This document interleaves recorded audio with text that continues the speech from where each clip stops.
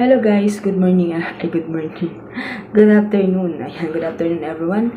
So, meron po tayo dito guys, sumada ng STL ng Laguna. So, binibideo ko siya guys dito sa likod ng camera nga. Kaso nga talagang malabo yung camera ko sa likod. Pero yung front ko, yan, kasi hindi naman basag yung front. So, hindi siya malabo. So, medyo malinaw din. So, malinaw siya. So, meron po tayo guys, sumada ng STL ng Laguna.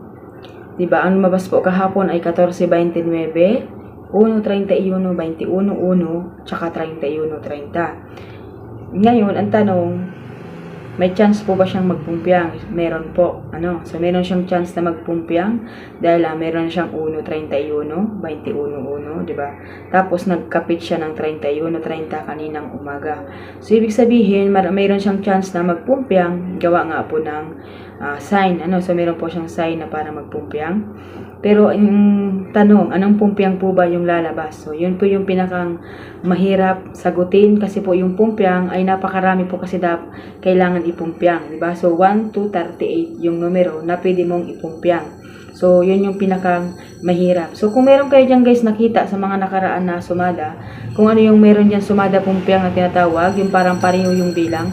So, doon na lang po tayo kumuha ng pumpiang. So, wala kasi dito sa kopya ko guys. Bali, 3 lang kasi to. Yan, yung kinuha kong kopya kasi ay simula lang ang pitsa 5, 6, 7, 8. So, wala yung nakaraan. So, hindi ko lang alam kung ano yung pinaka doon. So, ito ang sumada ko ngayon guys. Pwede rin mag 38 o 37, no? So, ito po ang sumada ko guys. 12, Gs, 22, 38. So, ano yung pinakang magandang numero dyan? Ang magandang numero dyan ay 12 Gs or Gs 22. 12, 22. Parang ganun. So, meron din guys na chance na mag-2 gawa nga ng nag-1. Diba? So, meron din siyang chance na mag-2 dahil sa 1.